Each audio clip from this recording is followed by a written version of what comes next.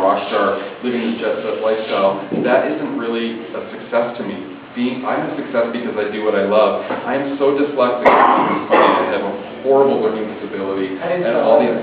What? I used to spell leather. Leather. The whole story.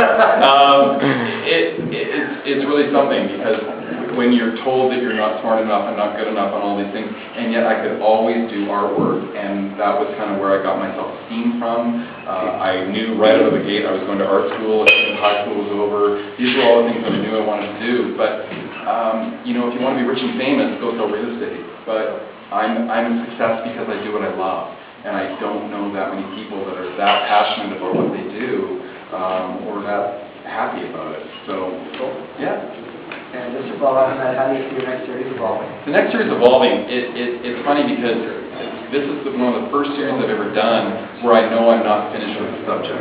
And I could go to any city, any place, and be completely stimulated by that environment and make it my own. So I'm certainly not done painting Vancouver, which is really exciting. And previous collections I've had before, I've gone, I'm done. I'm done with the series. I'm not done with this series. It's really something. There's all these advantages and flashpoints that hit you in Vancouver where you go, wow, cool. And they're still hitting me. One hit me today, and I'm like, oh, I could paint that, I could paint that. So there could be a, 2011 or a Vancouver 2 or something there. That's for sure. The subject is not done. Okay, just to follow up a little bit more, when you first started out as an artist, how supportive were your parents and family? We thought that your mom was here for like 5 minutes. She's good, and my mom's an interior designer. She sells more of my work than anybody. That's the phenomenon. And she can scan my collection in under 3 minutes and be done and like bring clients back with specific sales and that kind of thing. My family has always been so supportive of me and so loving about my work. God knows my report cards never made it onto the refrigerator when I was a boy, but my artwork always did. And my parents have always been encouraging of that. And I come from a family of business-minded stockbrokers and smarty pants, and I was certainly not one of them. But it's always been there.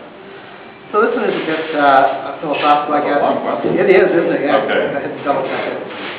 What's it going to take to change the mindset of North Americans to accept art, to whatever discipline, as an integral part of a well-rounded mind and therefore a well-rounded society? Oh, Lord. Yeah.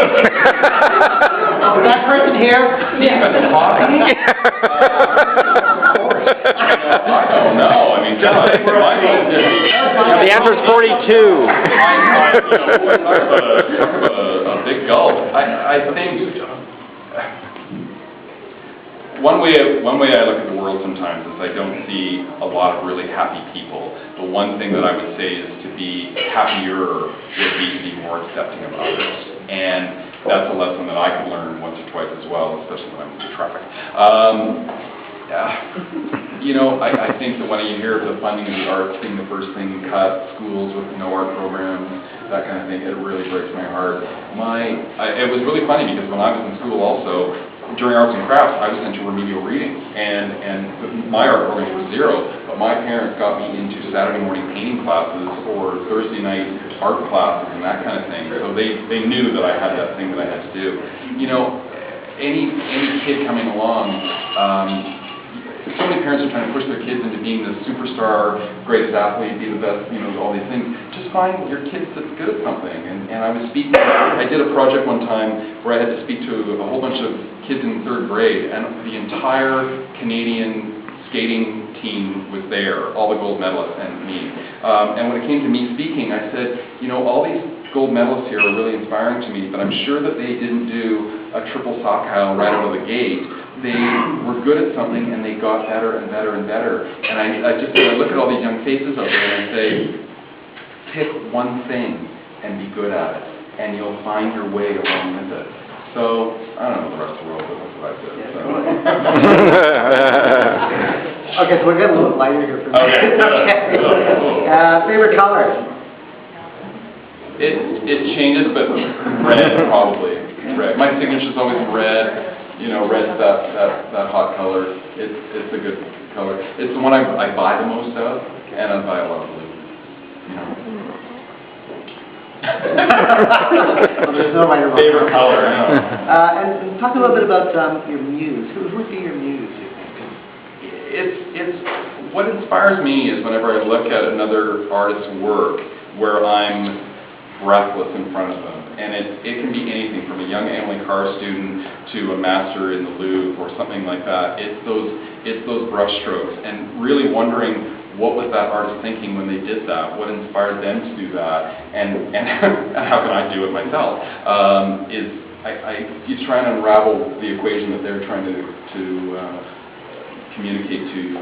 It's interesting when I look at people that inspire me, and it's usually people with a great deal of passion and a really good understanding about what they're doing. There's a really good vocabulary with their work. They speak strongly about it. They speak passionately about it. But I'm always just like, I'm humbled by them. Can you put some names to that? David Barrett was one. Tico Kerr, for sure. Katie Lang, musician, unbelievably inspiring. You can sit in a concert by them, and as their music is washing over you, you know, I know that I'm more open and receptive to what I can do and communicate and that kind of thing. And knowing that there's still acres and acres of canvas still ahead of me, and my work can always be better. So that's kind of what, you know, I never really look back and go, oh, that was my best work ever. I know that the best work is still ahead of me. I'm only 48 years old, so, you know, lots of work still coming. Great. Yeah. Okay, we chatted about this one a bit the other night. This one you kind of know about. This is the... It's audience request. So is it true you are more creative when you're naked? It just happens. God, you know, you wake up in the morning and all of a sudden you got a coffee and your emails are answered and the paintings are calling you and all of a sudden I'm like, oh shit, it's noon and I'm not dressed yet. It just happens. And I usually have paint across my chest here. So that's what happens. I believe you. Okay. And how do you choose themes for your work, John?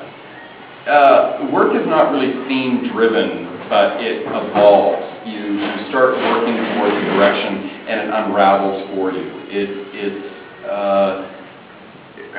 I don't sit back going, okay, there'll be 27 paintings, there'll be all this, and this is what I'm going to do. It just starts with one or two pieces, and it's usually wound up really tight.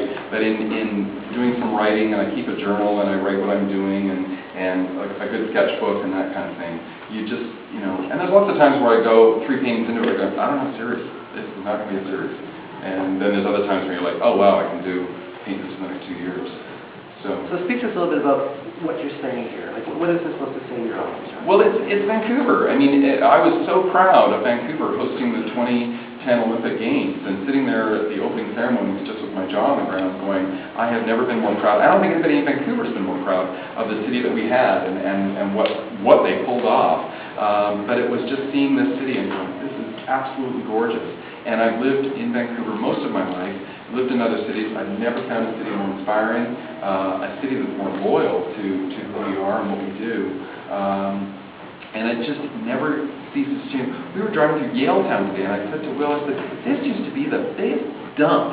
And now it's like this, you know, mega metropolis, you know, with tens of thousands of people living there. And this was within 10 or 15 years ago. So, you know, what I wanted to capture a lot with this show also was some of the buildings that you see in the show are probably not going to be here in 5 years. So I wanted to capture these moments in suspended animation where it's like, this is the time. And, you know, oh, I remember that building. Oh, yeah, my grandfather used to live there. Yeah, now it's a condominium. Oh, yeah. So as we become more glass and chrome orientated, there's an intrinsic beauty still there. When I was growing up in Vancouver, we lived way out in Shaughnessy. And you could hear the 9 o'clock gun. You can't hear the 9 o'clock gun downtown, you know, with the buildings. It blocks it now. So, anyway. I got one more here. Okay, last question. Are you ever going to do a self-portrait series? In the news. You know, those were assignments we got at art school, and